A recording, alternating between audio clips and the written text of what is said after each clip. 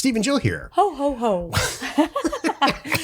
Welcome to the House Academy Show, entertaining real estate investment talk. I'm Steve and Jack Butala. And I'm Jill DeWitt, Santa's helper, broadcasting You from... are Santa's helper. I am Santa's helper from sunny Southern California. Today, Jill and I talk about showing property when you live in a different state. For houses. People look at us like this is nuts. Yeah. We've been doing this for a while. We have been They successfully look at us like we're nuts sitting in Southern about California, everything, not just this. doing house deals in other states. They're like, how is that possible? Do you fly there all the time? Nope. Well, how does this work? And it's so funny because when we explain it to them and they go, wait a minute. So are you telling me you bought, purchased and sold this house in the 2 states over and never, ever, ever saw the asset? Correct. And we can tell you how. Before we get into it, let's take a question posted by one of our members on the houseacademy.com online community. It's free. Chris asks, this is a good question. Are you guys really capping the enrollment membership? If so, when? Well, it started out, Chris. Let's describe what this is. Well, 'cause I want to hear the answer to this too. It started out as a Land Academy thing. So House Academy, I'm kind of feeling my way through with that. But as far as Land Academy goes, the answer is yes. Why? Let me tell you why. When we started out with Land Academy, first of all, we had no idea it would be this great, this successful. We had no idea that anybody would ever watch this show. How many people would love it, how well they would do, how smart they would be, how well we would help each other, all of that. I'm so happy to report it just far exceeded our expectations.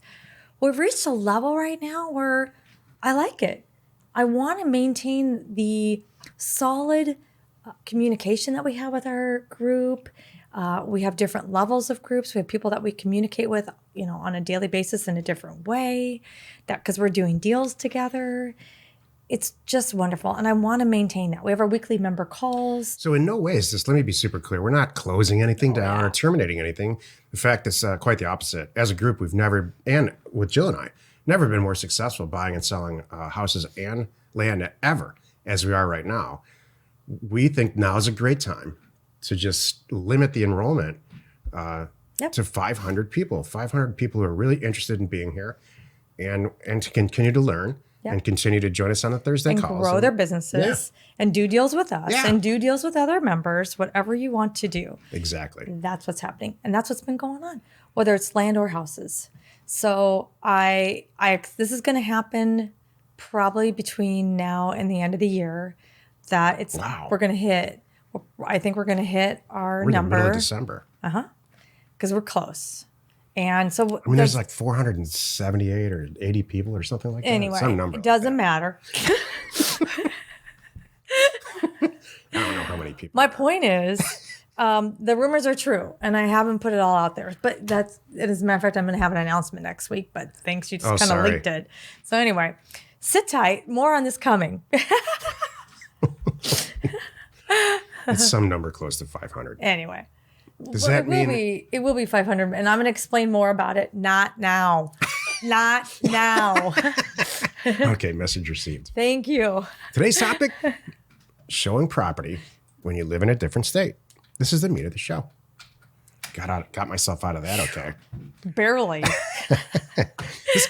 This question came up in the on our Thursday webinar. Yeah. The Thursday House Academy webinar for members. Well, we advanced it at the live event. Yeah. So, and we should talk about that at some point. Maybe next year's live event should be a combo. We'll have to think about that. Yeah. Maybe we'll do a Friday houses, Saturday land, Sunday everybody. Yeah. I don't know. Something like that. We'll figure it out. Yeah. Because so much of what we do overlaps, like the way we get our data, same. The way we send out the offers, the same. Communicating with people, there's a lot of it's the same. So there's just nuances, like even with land, there's nuances. Like with houses, there's nuances. We have nuances. This is not this show, but it comes up. How do I price this type of a house or this price range or this area? What do I do differently than I would do with this kind of a house in this area. And it all comes under House Academy. So there's different nuances. But back to the topic, which is, well, heck, how do you show a house when you're living in a different state? And it's not as crazy as it sounds. There's basically 3 resources that we have and we use. Whether you're, and I always think of it showing, so it's selling. So I'm just going to kind of cover that, and you can take a step back and find other ways that you could use this. But I've got a house, I purchased it, I owned it, we just put it on the market, and now people want to come see it, but I'm 2 states over. What do? Well, number 1, BOG. Those are our boots on the ground. Well, how we do it is we have a couple, usually it's a couple or some individual in that city that's been our boots on the ground. That's the person that went in and met with the seller for us, got the signed purchase agreement if I didn't have it. They arranged the inspection. They're a partner in the deal. They're a partner. They will get paid when we sell it, and we all have an agreement going into it. They know what they're getting out of it. They have a vested interest in this property. So they're number 1. I call them and say, and sometimes they have a day job. So I have to kind of be creative. But that would be my first choice. Now, if you don't have BOG, maybe it's you. I would look at getting a local agent on your team. It's not crazy. And you could even just say, look, I'm not going to pay you. I don't want to pay you this much. I just want to pay you a flat rate. Can we just do a thing where for a couple $1,000s, I just need you to be my person in the area to show them the property. That's it. We do this for land all the time too. This is very easy for land. I'm in a different state. I can pay someone, hey, for $1,000, a couple times a week, can I call you? And when the property sells, I'll pay you $1,000, $2,000, whatever, makes sense for the property. And you just kind of, hold people's hands as a local representative if they need it. It's very easy to find and have that conversation. And then the third thing that I do you want to jump in at all, or I'm just? I will at the end. Okay. Third thing that I do, I have a house. Again, it's for sale. I'm 2 states over. The first thing I usually market this property to is my known investors. 5 and 10 guys that we've already done deals together. I have a lockbox on the door. The house is empty. I give them the code and let them go because they're my known investors. And I say, here's a deal. When are you going over? Okay, here's the code. Let me know what you think. And I give them the code, let them go in, walk around and see the property. And then they get in their car. And usually it's they get in a car and say, Jill, give me 3 hours. I'm going to get an offer to you. Yeah. Kind of thing. And that's how we do it. Yeah. How you handle this is really, you just nailed it at the end. How you handle this depends on who you're going to sell a property to. So some properties, if you follow through the House Academy education, the course of the education, you're either going to wholesale the property or for whatever reason, based on the asset, you think it's better to retail it. So let me give an example. We have one buyer in Phoenix, and you probably heard me say this on the show. We text him an APN. One buyer in particular, Yeah. not just one buyer. But we go to this guy first because he's so easy to deal with, and we've known him for years. Yeah. Text him an APN and the price, and he does all the work. He doesn't need to get in the property. He just goes over there and does whatever he does. I don't know what he does. And he texts us back and says, yeah, he wants to buy it or no. And then if that's it, so we don't need, if you have we have the luxury of having an established buyer. We live in California, but we have all this property in Arizona. So if you have an established network, you don't really need to show property. You pick your favorite people and that's about it. People that are in the real estate industry are going to figure out whether or not this is a good deal for them really quickly. And these are the people you want. This question is rooted in showing property in a different state where you live because you're retailing it. If that's the case, I would use Jill's number one. Mm-hmm.